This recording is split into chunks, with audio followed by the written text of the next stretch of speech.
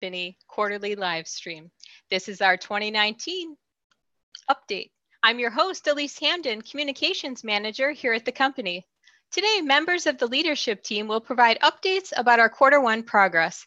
These presentations will be followed by a brief AMA, where you can ask questions and receive answers directly from the team. So, post your questions in the live chat starting now. Once we reach the top of the hour, we'll move the discussion over to the forum. This live stream is being recorded and will be made available on our YouTube channel sometime next week. So if you're not able to stick around for the entire presentation, or if you'd like to share it with a friend, stop over to our channel and it will be waiting for you. With that, let's get started. This presentation will cover the following topics: the recent company name change, new board members, product updates, regulatory developments, and our 2019 go-to-market strategy. With that, I would like to introduce Zuko Wilcox, the founder and CEO of the Electric Coin Company. Zuko, take it away. Hello, hello. Thanks for listening. This is exciting for me. This is our first of this series, and the point of this is to tell you all about the many things that the company's been doing. And before we do, I've got to mention that there are a lot more things going on in the world of Zcash besides what the company's doing. The foundation is doing a whole lot of things, and there are several groups of independent hackers that are doing all kinds of interesting work. And we don't have time to talk about any of that. So we're just going to tell you all about what the company's activities are right now. And then you need to go to the foundation and ask them what they're up to, because they're up to a lot. So the first thing I want to tell you about is the company renaming. We've been calling it, it was always technically, legally, the Zero Coin Electric Coin Company. And we've been calling it the Zcash Company colloquially, and that's what everyone called it in like the press and stuff.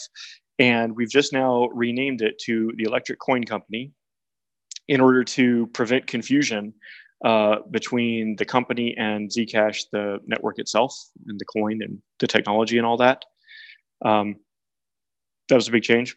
I'm excited about the ability to communicate to people that Zcash is a larger and more decentralized and independent thing than the company. Now, our company strategy has three pillars. It's to drive adoption while maintaining quality, and to invest in our team, and to promote further openness. And everything that we've prioritized and worked on falls into supporting one or more of those goals. And you're going to hear a lot about different things, and we don't have very much time. So I'm going to hand it over to our COO, DC, for the first announcement. Great. Thanks a bunch, Zuko. All righty.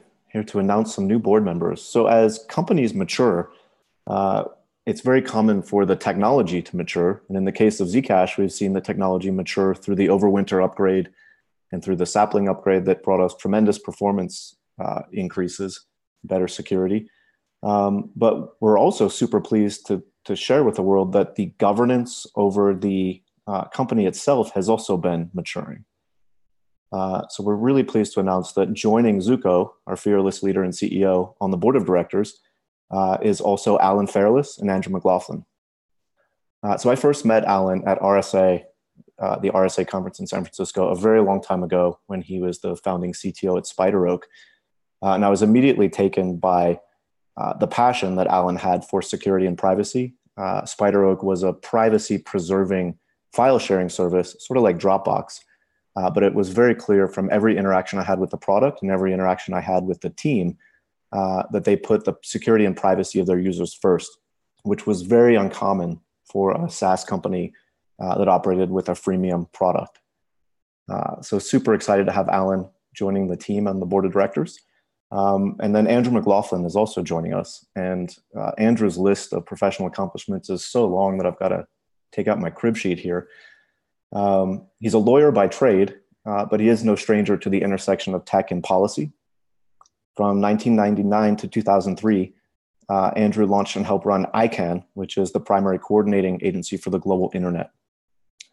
After that, he was the director of global public policy at Google from 2004 to 2009. And then from 2009 to 2011, he was the deputy chief technology officer for the United States, serving in President Obama's White House. So I had the distinct pleasure of working with both Andrew and Alan and the rest of the leadership team at a strategy offsite that we did just prior to ZCon 0 in Montreal last year. And it was really clear to me at that time that the unique perspectives that these two gentlemen brought to the company from that board level really helps us to differentiate, and I believe will really give us an edge to execute on our mission going forward. So please join me in welcoming Alan and Andrew to our board of directors. Elise? Thank you, DC. Next, I'd like to introduce Nathan Wilcox, our CTO. Nathan, take it away. All right, so next slide. So I'm going to be talking about product development updates. There's a few slides here, and I really feel like it just doesn't capture everything we're doing on the product and engineering fronts, but I'm going to go with what's here anyway. So as Zuko mentioned, we have 3 company top-level priorities.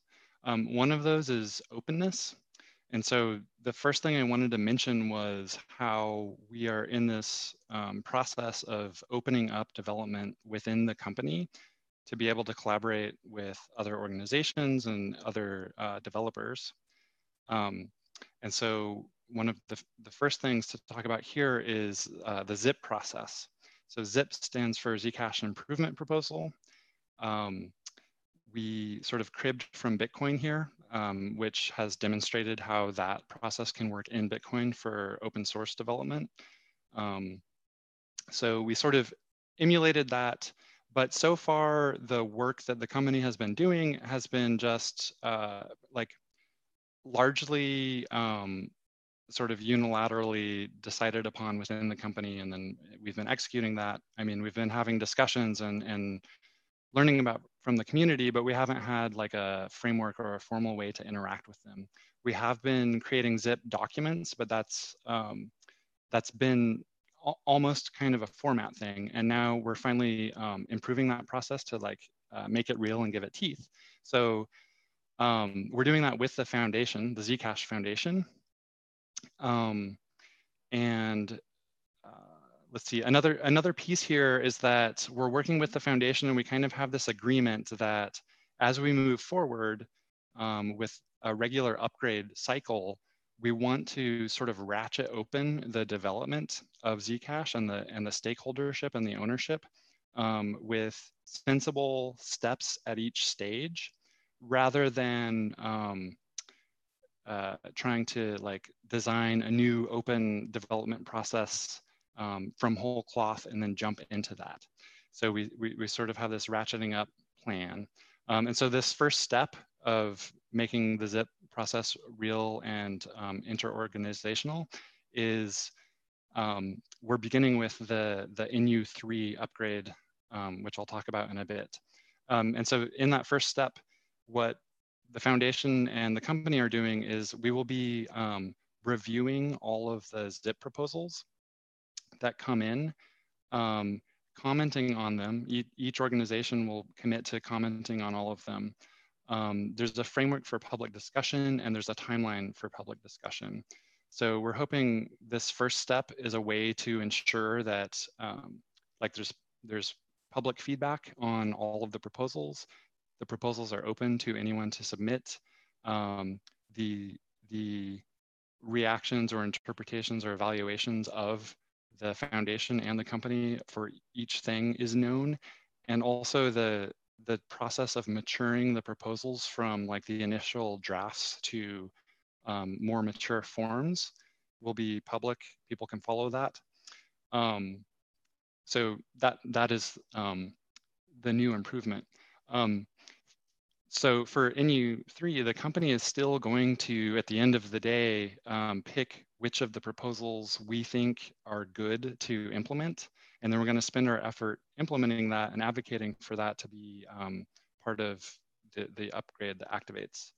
And in the future, we'll see, how, can we open up this process more? There's another piece to that process, which we call the network upgrade pipeline. So on the left side here, there's a little thumbnail. I want all of you to read all of the text down there. No, I'm just kidding. It's a thumbnail. So there's a larger version you can find from our website, and that's describing a lot of those milestones. But basically, this upgrade pipeline has two pieces. There's a schedule and then a set of milestones. So one of the features of the schedule is that it's fixed and pipelined to have 2 upgrades per year. The fact that it's fixed reinforces this notion that the upgrade pipeline is a tool for coordinating open development, both for developers, but also for users in the ecosystem to know when upgrades are coming, to know what is in the upgrades, to see the decision-making process for what's going into upgrades, and to see the development process.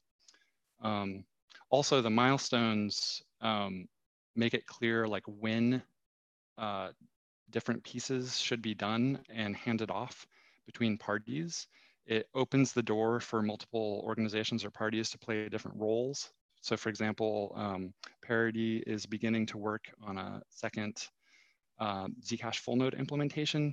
So now they can see the schedule show up with the foundation and with us and know, when they need to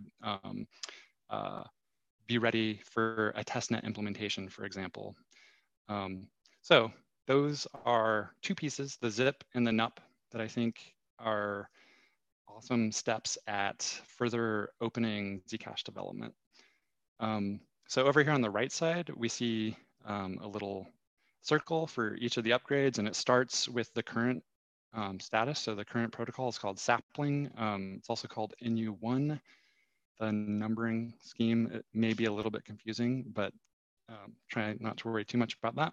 So next, I'm going to talk about these upgrades, and starting with Sapling, which is like where we are now, and also what's coming up.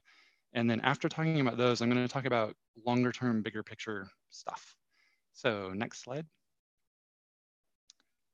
So there's a lot going on. It's hard to distill things down to 2 things, but that's what I've done here. And so I think these are 2 of the really big picture things to share with everyone. So the first one is the reference wallet.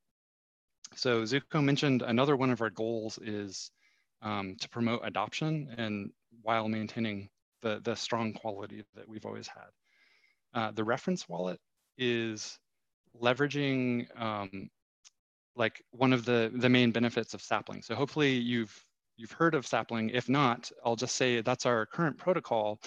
And what it did was it enabled, it drastically improved the performance requirements for sending or for generating shielded transfers. But qualitatively, what that means is now shielded transfers are possible on mobile devices, whereas previously they were not. So with the reference wallet project, we are making an example, like a prototype that shows how that works on Sapling on real Android devices as like the first case. So it has 4 components. The first is the usability, the design, the interface. And that's actually a really big piece for us because so far we haven't had a front end, as many people will probably know. So, obviously that's going to hinder adoption potentially, but another really important piece there is that we, infrastructure and protocol engineers, might not always realize the implications of our design choices for usability.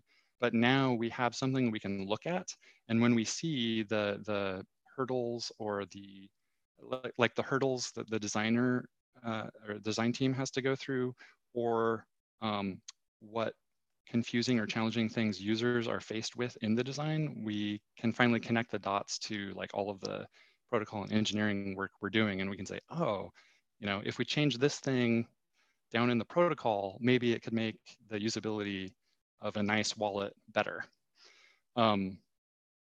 So that's like the first piece. Then there's 3 other pieces. So the Android SDK, the goal here is to make it an SDK, an API for Android developers that makes it very simple. So if you already have an Android wallet, you can use this SDK to figure out how to support sapling. And you can use the UX to understand how, as like an example for how to map that to your particular wallet. The next piece is called librus-zcash. So that's also on the phone, sort of below the Android layer. So if you're a wallet vendor, you might not need to care too much about it, but I think it's great to share here because I'm really excited about it. Librus-zcash is where all of the core crypto code and also wallet management code is for the new sapling stuff. And a feature of this, of like the code base, is that we're able to reuse it on different platforms. So it's also the same code base that we're using in our full node. Right now, these are different revisions, different branches, but eventually it will be like the same software component we can use both on our full node, on desktop machines, on server machines, on mobile machines. It's also plausible that we can make it work in a web context. So that's something we're thinking about. So that's another component. The last component is called Light Wallet D. And this is a piece that's running next to full nodes on a service provider. And the function it's serving is, it is sort of distilling the information from the blockchain that's necessary to support the mobile clients and then shipping it to them through this protocol. Part of the protocol is in the next bullet, it's called ZIP 307. And there's actually an important surprising piece here that I think sometimes may get missed when people are thinking about a sapling supporting wallet. And that is, this wallet is designed so that as a user on your mobile phone, not only do you have privacy because you're creating shielded transactions locally on your phone, but there's the subtle point that many users often overlook, is that the service provider can see a lot about what you're doing. This wallet is designed to provide privacy guarantees even against the service provider. And I think that is rather unusual in the space. And I think that's valuable, and we're really excited about that. So now that we have this reference wallet, the code has just been released recently, and we're talking to wallet vendors, and we're really excited to help them integrate this and to learn what challenges they face either with their users or with the process of integrating it. And so we're sort of at that stage right now, starting these discussions, sharing this wallet, and showing them this prototype. So if you're excited about this, which I hope you are, you can show up to our community chat, and there's a reference wallet channel there. And if you want to get in touch with us, talk to our engineers about integrating it into wallets, or learning more about it, get in touch with Brad. His email address is there. So that's the reference wallet. Another big piece here is Sprout to sapling migration. And I kind of have a gap in these slides. So I'm going to go on a bit of a tangent here, because one of the pieces here is about counterfeit protection. But there's sort of an elephant in the room, which is we discovered and mitigated a substantial vulnerability in the original Sprout protocol. So we mitigated that. When sapling activated, it closed that vulnerability. And we do not believe there has been any compromise, and we have some evidence that sort of informs our bet here, but it is our bet. It's kind of unknown.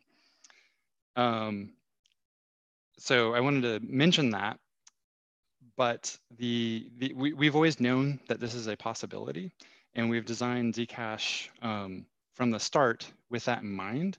And so in security engineering, there's this concept called belt and suspenders, and it is you design a system to be secure, But then you also try to ensure protection and security even if components fail. So like if you're driving a car, you wear a seatbelt, but then you also have an airbag just in case, right? Let's have some redundancy. So since the beginning, we've had part of the design that is intended to protect the monetary supply schedule specifically, and that's called the turnstile or the turnstile design. So each shielded pool, each shielded address type is associated with a pool of funds. Funds that move around inside that shielded pool have strong privacy guarantees. So right now there's a sprout pool and a sapling pool. But by design, the only way for funds to get into a pool or to come out of a pool require revealing the amount that's going in or coming out. So if you have funds in a transparent address and you send them to a Sprout address, the amount is known. If you send it out from Sprout to a transparent address, the amount is known. If you send it from a Sprout address to another Sprout address, the amount is not known. That's where you get the strong privacy protections. So transfers can be happening privately within these pools, within Sprout or within Sapling. Now, if there is a counterfeiting vulnerability and it gets compromised, that means somebody's taking advantage of a bug. An attacker has figured out the bug, figured out how to take advantage of it. What they can do with that is they can generate Zcash units that didn't originally come from the block rewards. So that's sort of violating the monetary supply schedule, and that's bad. If that happens, that attacker can send, I just want to clarify this bit. If that happens, the attacker can send those newly created units to someone else. That other person most likely will have no way to tell that they were counterfeited. And then they'll do some sort of economic exchange. And in that case, that attacker is sort of taking advantage of the system to interact with someone else. So for example, they could buy a hamburger from someone and then eat that hamburger. There's no way to undo the eating of the hamburger or that trade once that counterfeiting has happened. So that's a bit of a tangent. Back to the turnstile, if this counterfeiting happens within a shielded pool, there's no way for us to detect that by design because Zcash has really strong privacy. And there's also no way for the users interacting to detect that. But at a 10,000 foot view, for the overall system, we can still count how many funds are going into or out of a pool through the turnstile. So what can we do if there is counterfeiting within a pool? Eventually, the way we could detect that from a systemic perspective is that the amount of funds that exit the pool will be larger than the amount that ever went in. So if we detect that, we at the company have adopted a policy that what we want to do is protect the monetary supply schedule. We don't believe there's any way to protect the users who were already harmed by the counterfeiting.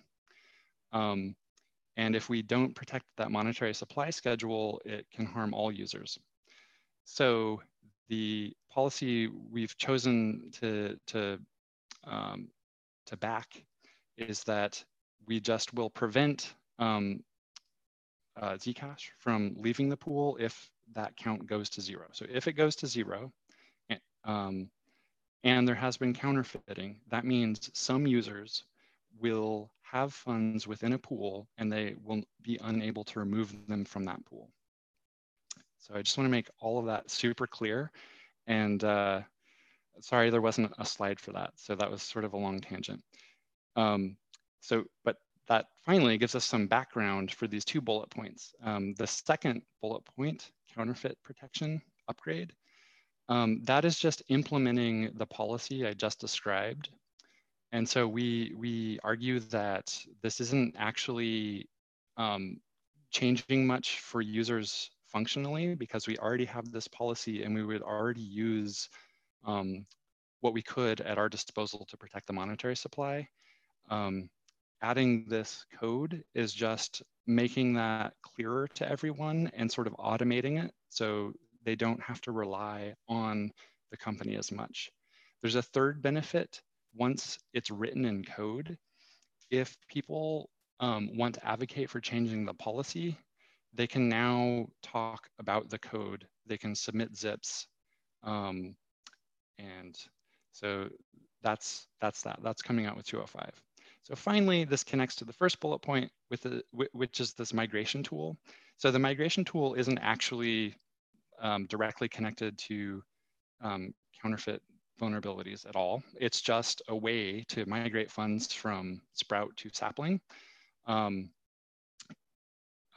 Users can already do that today by just, if you have a Sprout address, transfer to a transparent address, and then transfer to a Sapling address. The reason, one reason that users should have caution if they do that is that there could be privacy implications where people who analyze the blockchain after the fact could figure out potentially which users, how many users there are and who have done that sort of process. And for those users, what their balances were at the time they did the migration. If you want to do that, you don't want to wait for the migration tool, but you still want to protect your privacy. We have some documentation about that on our Read the Docs page. So we can hopefully direct you to that with some links. And otherwise, if you wait for this tool, it'll just work easily. Oh, I should also mention there is a third-party tool that does something really similar to our design, and we worked with them on our design, and that has been called ZecQT Wallet, but now it's called Zec Wallet. So it already has this tool also if you want to do sort of, if you want a tool to help you with the migration and you want to do it today, you could use that wallet. Okay, so those are highlights going on today. Like I said, there's a lot of other stuff going on, but those are two big ones to call out. Let's talk about the next upgrades. So next slide. So the upcoming upgrades are in U2 and in U3. In U2 has the codename Blossom and it has this super cute logo, which I love. And there's just two planned changes for Blossom. One is shorter block target time and one is called split founders reward. So shorter block target spacing, one of the main impacts for all users is that they will have to wait less time for the same amount of the same number of confirmations. So this should just make transactions faster for everyone. We hope that's a benefit that kind of has some ripple effects, and hopefully it's clear to see that that is beneficial to folks.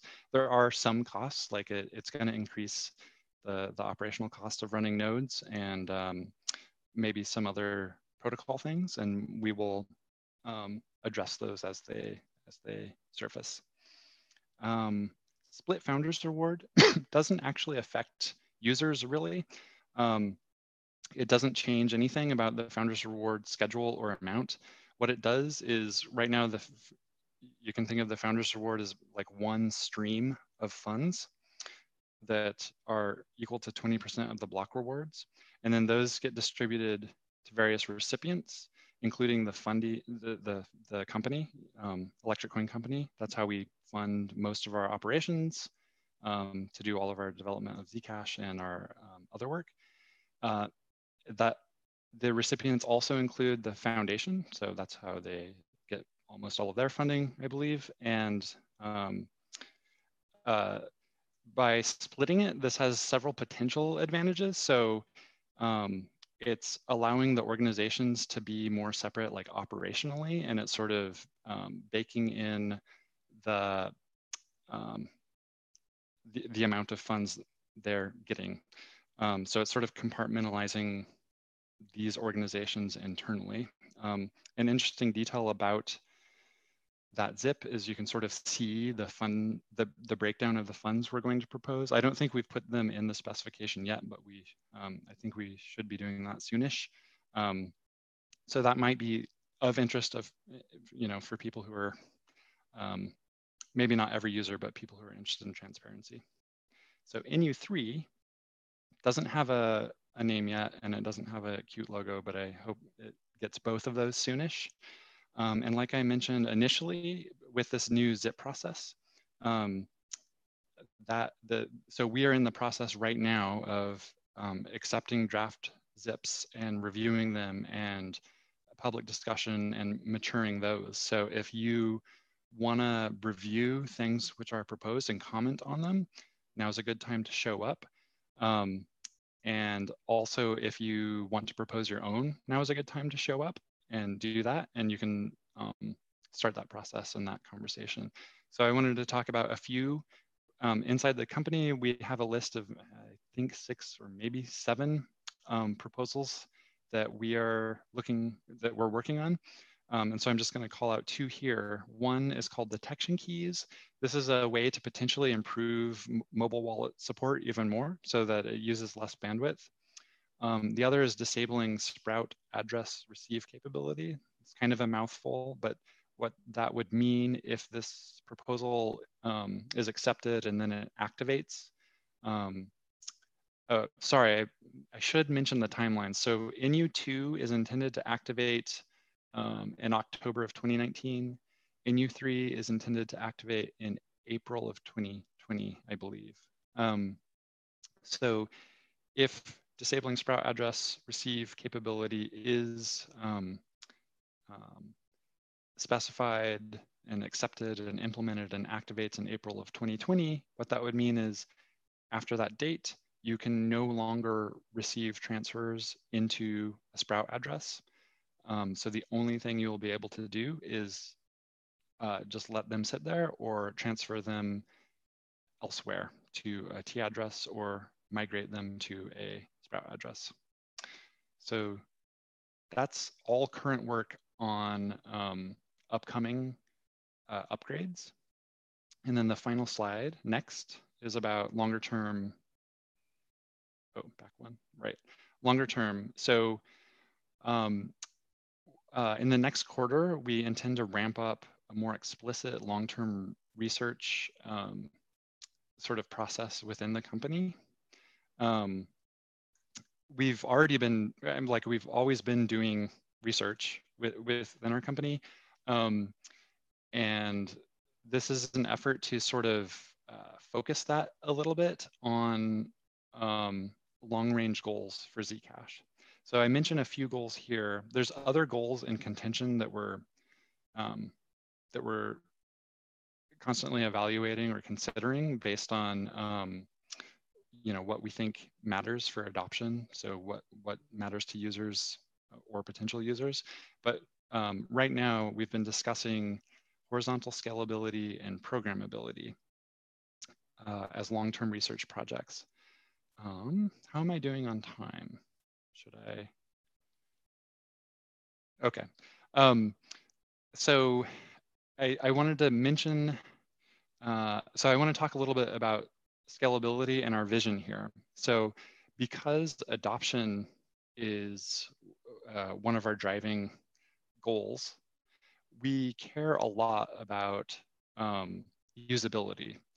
We want to drive adoption and maintain quality. We care about security. So we want to pay a lot of attention to usability, ensuring the usable thing is secure, and making sure that usability helps with adoption, which includes onboarding new users and then for the existing users using the product. So we want to keep that in mind when we look at any long-term planning like scalability or programmability. And that's actually informing how we think about scalability a lot. So for example, the current usability of Zcash is that if you want to send Zcash, all you need is, if you want to send to a sapling address, all you need is the sapling address, and then you need some Zcash, and then you can send to that address and post that transaction. Eventually, it will get confirmed and finalized, or else it will fail for various reasons. And that's the usability in a nutshell that is the basis of everything. If you think about how to onboard users to Zcash or to another cryptocurrency, the first thing they always must do by definition is receive the asset. So we want to make it as convenient as possible to receive Zcash for the first time. I think this is really important. And I'm really interested in use cases outside of like speculating on exchanges as ways for people to receive Zcash for the first time, such as for performing services or selling things. So that's something we're keeping in mind when we talk about scalability. Horizontal scalability is kind of a technical term, but what it means is the ability of the network to process transactions grows as more infrastructure is added, it joins the network. So if it is possible to provide some kind of incentive for people to join this permissionless network to provide some kind of infrastructure, if they have an incentive to join and provide that infrastructure as the usage grows of end users, then horizontal scalability will enable the network to grow along a really rapid S-curve to a really large number of users who can continue using it with the same usability. So I think if we are able to sort of nail those goals in our scalability design, that is a way we can make Zcash usable by people all over the world in a permissionless system. And so I'm really excited about that possibility. So we're going to start looking at it seriously in the next quarter and see what we can learn about that. Programmability is something we've also already been doing research into. It's something we're interested in. And we're continuing to watch other use cases, other smart contract platforms, and the use cases they enable and learning from those use cases. Yeah, so that is also something we will be looking into. Both of these are long-term, so we have no plans to deploy anything. These aren't network upgrade goals at this point, but these are things we are going to put effort into learning more about. So I think that's it for all of the product development stuff. So thank you, Elise. Thank you, Nathan. All right, now we'd like to move on to regulatory developments with Jack Abigan, Product and Regulatory Relations. Jack? Hey, thank you, Elise. Regulation is not the most exciting and interesting part of the work we do here at the Electric Coin Company, but it is fairly important. Over the past year or so, there's been a lot of focus on the potential uses of virtual currencies by criminals, both in the context of cyber crimes like ransomware, where the ransom is demanded in Bitcoin or whatever, and the theft of virtual currencies from exchanges. And there's also growing perception that there's a risk that criminals and terrorists might be using virtual currencies for money laundering or terrorist financing. Whether those risks are being borne out in reality is another question, but certainly there's been a lot of attention. Now, some jurisdictions like the United States have moved fairly swiftly to implement anti-money laundering regulations on the virtual currency sector. Others like the UK have moved a lot slower. But we spend a lot of time talking to regulators and policymakers about what they're planning to do. They often have misconceptions about what a privacy-preserving virtual currency like Zcash means in the context of preventing money laundering. So we educate them about how Zcash works, how the technology that underpins Zcash functions, and what the implications are for compliance with anti-money laundering regulations. And we do that both through direct engagement, direct conversations and meetings, and indirectly through organizations like the Blockchain Association and Global Digital Finance.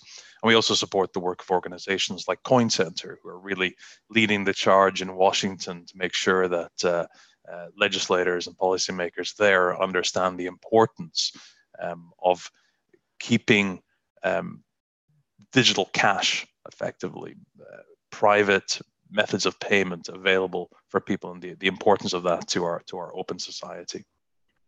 The bottom line is that Zcash and other similar privacy-preserving virtual currencies are entirely compatible with anti-money laundering regulations and with many of the common traditional techniques that banks and other financial institutions use to prevent money laundering. Things like know your customer checks, customer due diligence, customer activity monitoring, making suspicious activity reports, and so on. We engage with regulators and policymakers. We help them understand the fact that Zcash is compatible with those things, and the end result is you see regulators approving organizations like Gemini to list Zcash in New York under the BIT license. So we feel like we're making a lot of progress there. One major area of focus right now is the work that FATF is doing in this space. FATF is a global intergovernmental organization which focuses on setting standards for combating money laundering. So a lot of the anti-money laundering rules that are implemented are actually derived from FATF recommendations. And FATF late last year began to focus on virtual currencies because there's been such a lot of attention on it. And the good news there is that they appear to be going in the right direction. The approach that they're taking is what's referred to in the financial sector as risk-based, which means that instead of setting very, very binary rules, like you're allowed to do this and you're not allowed to do that, they are recommending that organizations be allowed to assess the risk of a particular type of business and then to put in place the appropriate measures to mitigate or manage that risk. And like I said before, Zcash is compatible with many of those measures that are traditionally used by banks, money services businesses, and so on to prevent money laundering. So whilst it's an area that we focus on a lot and we keep a very close eye on, we feel like globally things are moving in the right direction. Of course, individual countries can go their own direction. They can choose to impose restrictions or measures that are more onerous than those that are recommended by organizations like FATF. And we keep an eye out for those. We seek to reach out to the regulators and policymakers in such places, build relationships with them, engage with them, and help educate them. I think it's no coincidence that Zuko and Josh have recently been in Tokyo as part of their trip throughout Asia. Like I said, it's not the most interesting part of the work that we do here at the Electric Coin Company. So I'm not gonna take up any more time. But suffice to say that I think it's an important part of what we do, and it's something that I think we are being successful at doing. We get some very good feedback from regulators and policymakers on the way that we engage with them, the way that we educate them, and ultimately, they often through talking to us, they understand that number one, that Zcash is compatible, but also more importantly that the privacy that Zcash provides is of benefit to consumers and to companies who are either currently using or are likely to use in the future virtual currencies as part of their business. So with that, I'll hand it back to Elise. Thank you, Jack. Now I'd like to introduce Josh Swihart, our VP of Marketing and Business Development. Josh, take it away. Thanks, Elise. And Dodger, I think it's interesting. So thanks for covering that. I'm going to go through go-to-market activities, things that we did a little bit last year, kind of the approach that we took, as well as what we're looking at doing in the first and second quarter of this year. Before I get into some of that, I do want to call out Commerce with a K, who are hosting Zuko and I this morning. So we are in Singapore, live from Singapore, and we had to get up very early this morning and scavenge for some coffee and get over here to Commerce. So Commerce is allowing us to kind of squat in their space, and thank you to Karen for allowing us to make that happen. Check out their site. They're doing some pretty cool stuff in Africa, enabling more people to participate in our global economy. So it's pretty cool. There are 3 blog posts out on Z.Cash. And so I'm not going to try to cover everything that's in those blog posts. I would encourage you, if you're interested in this stuff, to go read them. And then I'm just going to give you a couple highlights of some things. So let's jump to the next slide. So one of the things that we did last year was really take a look at our mission and what the company was intending to do and why we're such believers in Zcash and this project and this community. And it's just really about empowering everyone with economic freedom and opportunity. And so, historically, we have done a great job of engaging with cryptographers and engineers, pioneers in this space, cypherpunks. But, the audience that we want to reach is much broader. And so one of the things that we did is to take a look at the brand, and we built a new website for Zcash and tried to make the language a little bit more accessible for more people. Created a framework that allow us to publish content there in the long term, but also allow other people to publish content, like the foundation in the long term, is to start to create that infrastructure. So that's one of the things that you saw from us this last year. If we hit the next one, Elise. We also started publishing different forms of content. We're trying different ways of engaging more people. So one of the things that we did was at last ZCon 0 is we spent some time with various thought leaders in the space to kind of understand their perspective on different things that they're working on, as well as their perspectives on privacy. We recorded those sessions, we published them on our blog post, on our blog over a period of time.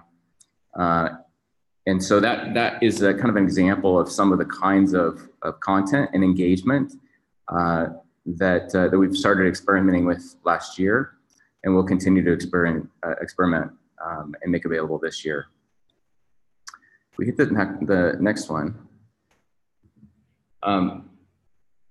This is, Dodger talked about the importance of educating regulators and folks that are looking at policy. And it's not just policy for digital currencies. It's other policies related to personal data and personal privacy. So this team, in conjunction with Lease Authority, conducted a study, worked with third party, conduct a study on whether or not Zcash was compatible with GDPR. So if you're not familiar with GDPR, I won't go into all the details, but this just to say that it's legislation within Europe that provides protection for users so that their data isn't exposed on the web, and that they have control about what data is exposed or given to companies.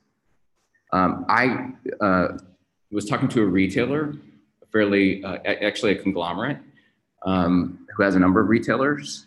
And one of the reasons they reached out and then we had a conversation is because part of GDPR and part of their, what they're trying to do as a business, they would like to be able to accept cryptocurrencies, but they can't accept Bitcoin. They can't accept any currencies that don't support privacy, because all of the data from the sender to their wallet, the receiver, and the value, all of that is exposed. Right? It's exposed to their competitors. It's exposed to potential hackers. And so for them, using something that isn't privacy protecting is a non-starter. And I think that's really kind of important as we look at reframing the narrative and kind of moving away from this idea of a privacy coin to an expectation of doing financial dealings online. If you want the details of that study, that is also available on the Z.Cash blog. You can go find it there. So the next one, one of the things that we do as a company is we spend a significant amount of time also engaging with third parties. So I often get asked is like, what does business development mean for a cryptocurrency? And why would you be doing this if you're not like selling to enterprise clients?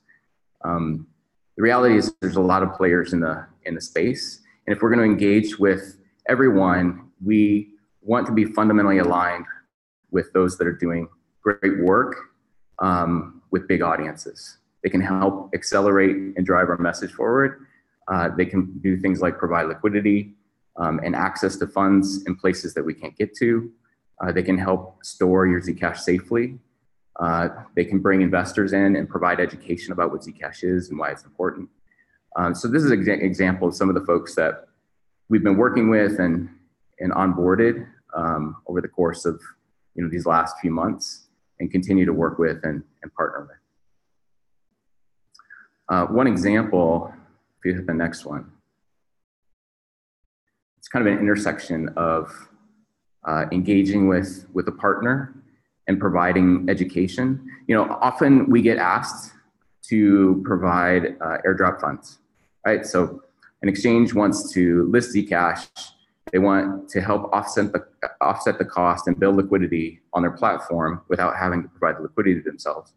And that's something we've typically stayed away from. So we don't pay listing fees and that kind of thing.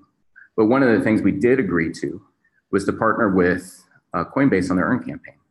So we provided 15,500 ZEC to be used across 2 campaigns in conjunction with their listing, worked with them on educational content, so 3 videos that then have 3 questions, and then they send that out to their various users. And they allow for some kind of segmentation, and they give us metrics and data, and at some point we'll hopefully be able to share all of that data with you. But the results have been really positive. And if you haven't checked out the videos, I encourage you to check out the videos, even if you know Zcash, and let us know what you think. Let us know what you think about the positioning. But this was a fairly substantive expense for us. There's other projects that are doing this with Coinbase. I think without exception, they're all putting in a lot more money than we put in. But we, again, we will run another campaign with them with the funds that have already been allocated. So let's do the next one.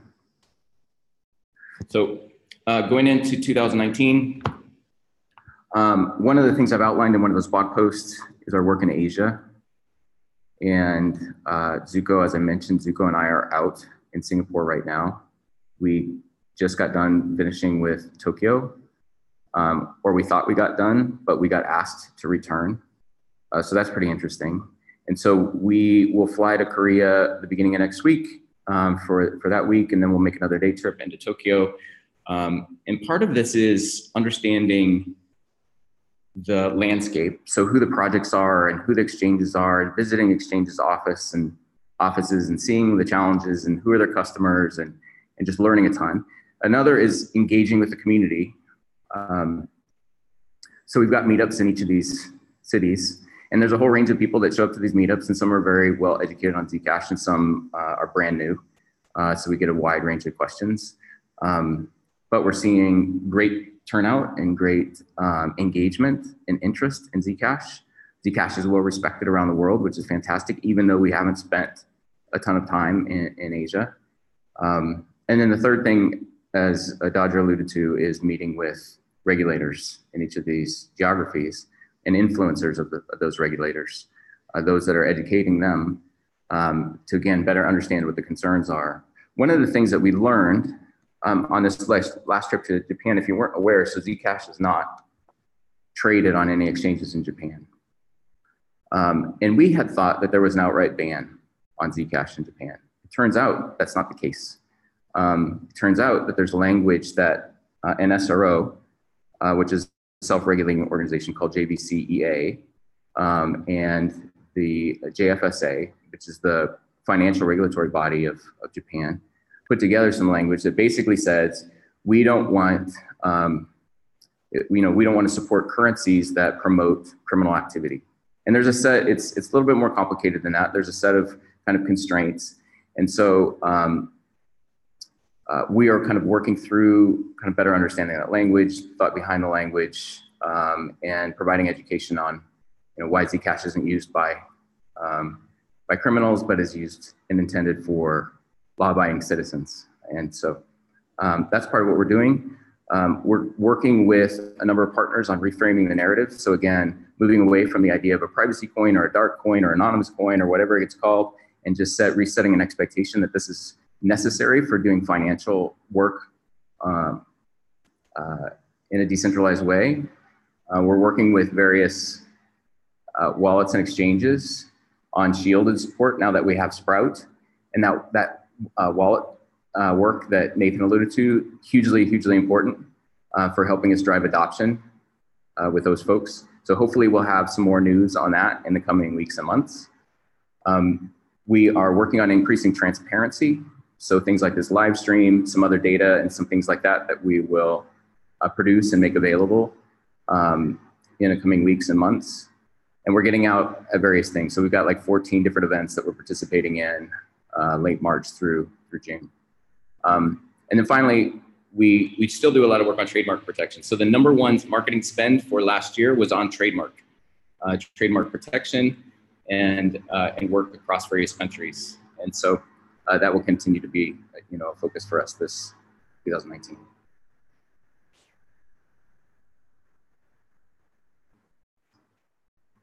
The last thing, well, there's actually two more super quick things that I'll mention if you want to jump to the next one.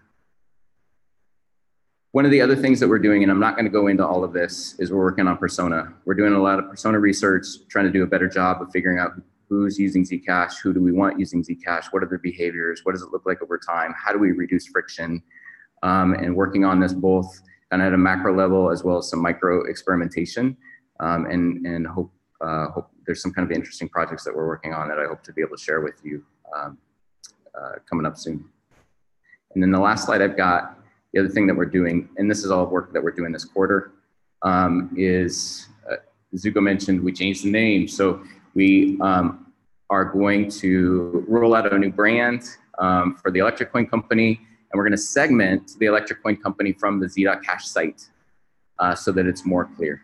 So Electric Coin Company will have its own site. Z.Cash will be about Zcash and not about the company, and will provide mechanisms to allow for other folks like the foundation to participate in promoting and providing information about Zcash. So that's what we've got coming up this quarter. That's it for me. Great, thanks, Josh.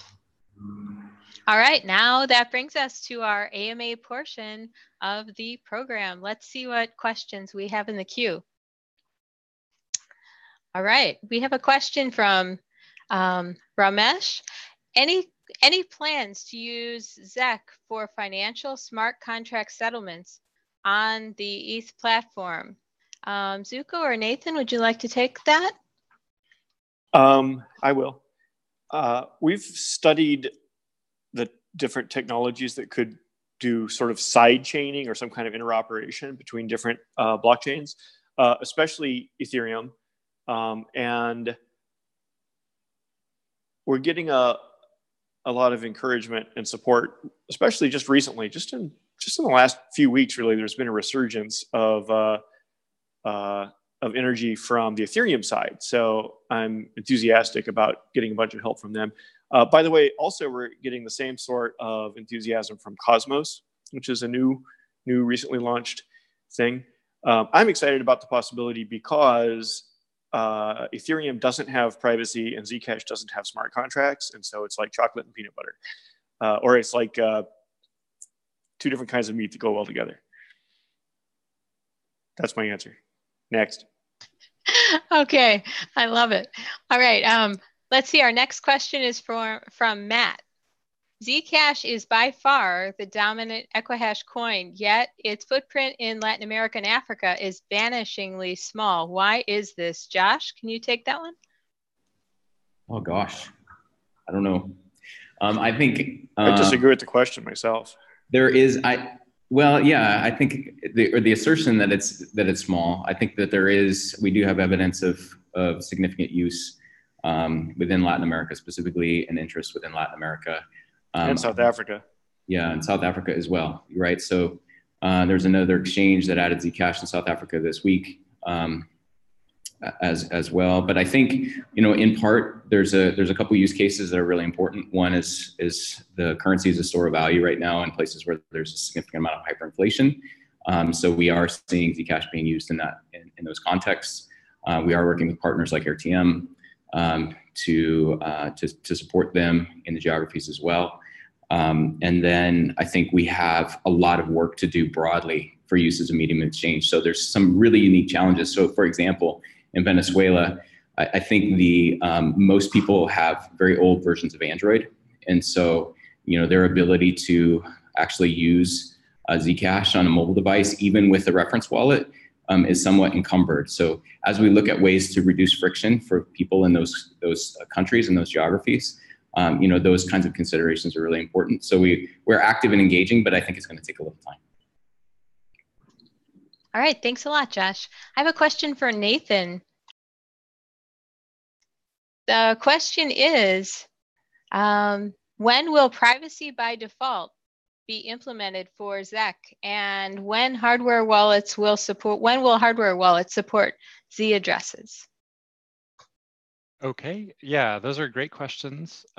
They're also related. So today, we have transparent addresses and we have shielded addresses, private addresses. The transparent stuff, all of the transparent stuff is very similar to Bitcoin.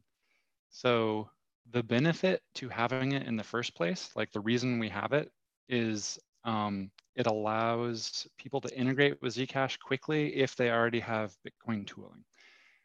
So a great example is hardware wallets. Hardware wallets can do Bitcoin and they can do transparent Zcash.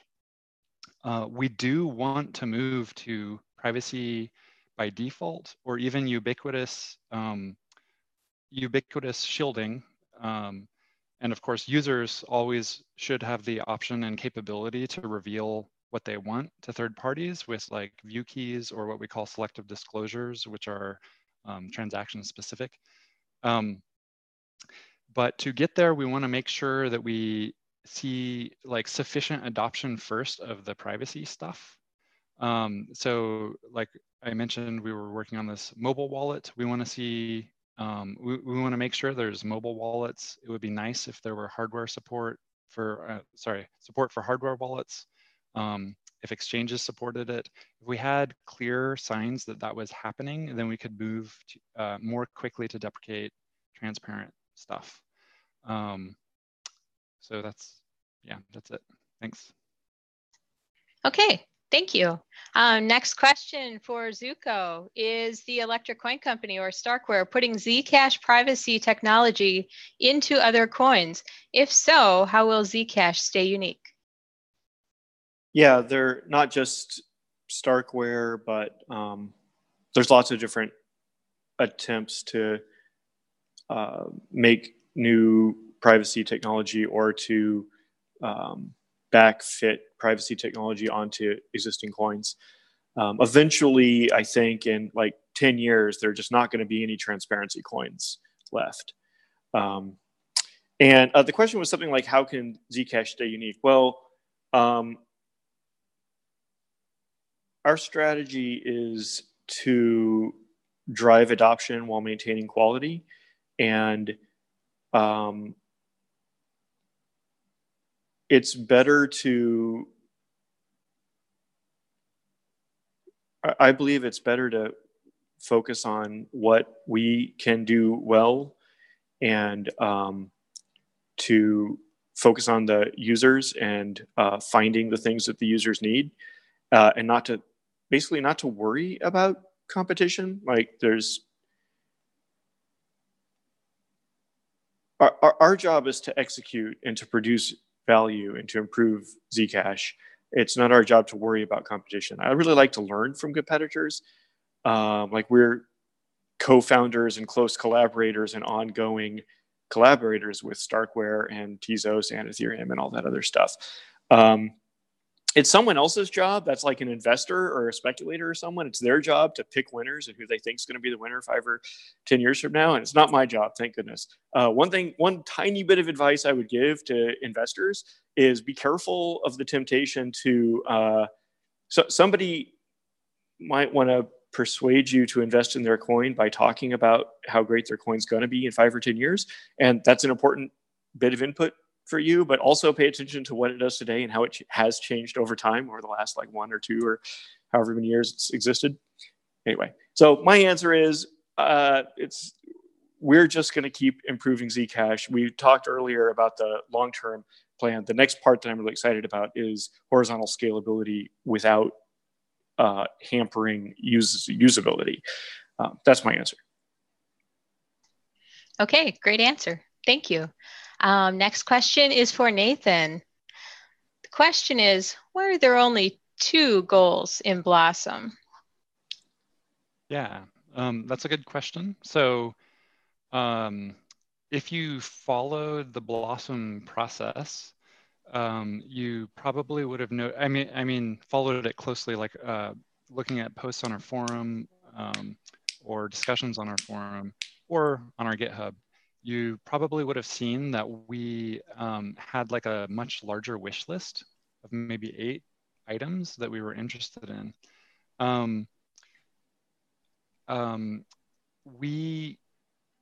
So there are a couple of reasons it is down to 2 now. One of the reasons is we were behind on the network upgrade pipeline schedule. And I decided that it's very important to stick to the schedule because of the coordination benefit of people knowing when the upgrade happens and what the phases are. So because we were behind, the best option was to cut down on the scope. There were some other symptoms of being behind. One was like the way we managed the public discussion and feedback didn't work out very well. It was like way too much of a time crunch. There was contention about some of the issues. So especially one called harmony mining, some of you may have heard of, which we've tabled for the time being. So the outcome of that process is we decided to stick to the network upgrade process because especially because we wanted to coordinate with the ecosystem, but especially we wanted to focus on opening up the development process and improving the feedback and proposal process and the analysis of proposals instead of postponing things to try to fit more features in. And additionally, we don't want to cut corners or sacrifice on quality. So the remaining option is to cut down the scope. And we chose the faster block times because it seems like that is one of the goals that was least controversial, fairly easy to do engineering wise, although there are still challenges, and has an obvious benefit to everyone. So that's what we went forward with. Thanks. Thanks, Nathan. We have one last question before we move this discussion to the forum, and that's for you, Josh, if you're willing to take that. The question is, are any of the third-party companies close to implementing Z addresses? Yes. So I think, so yes, there are. We're having active discussions with a number of wallet providers and a number of exchanges. And so in some cases, there's still some technical challenges based upon hardware and things like that. In some cases, like the reference wallet work that's done is early work. And so we're doing architectural validation and working with some folks on that to ensure that it will work. We have some verbal commitments out there to implement this year from a number of wallets. But the work is still ahead of us to get that done. But there is active interest in supporting Z addresses. The other thing that the encouragement for the community is that in some cases, wallet providers are trying to figure out how to prioritize their work, right? So what is their community saying they really want? And so they're like, in some cases, we've had conversations it's like, well, users, we already support Zcash, but if the users come and they say that it's really important to them, then we can prioritize that work ahead of the queue. So I really encourage you to reach out to your favorite wallet providers, your favorite exchanges, and advocate for supporting shielded addresses. That would help us a lot. All right, thanks, Josh. Well, that about wraps up our live stream broadcast for today. Any remaining questions will be moved to the forum. If you look for the thread titled Livestream 2019 Q1, you'll find that we'll be jumping over there and answering your questions The whole team will be there, so feel free to add additional questions or to check back if you have other things to do. Also, I'd like to encourage you to subscribe to our YouTube channel so that you can be alerted about future live stream events, as well as subscribe to our newsletter right on the homepage of our website, or follow us on Twitter at ZCashCo. Thanks for joining us. We hope you found this to be useful, and we look forward to seeing you in June when we have the next live stream broadcast from the Electric Coin Company. Thank you, everyone.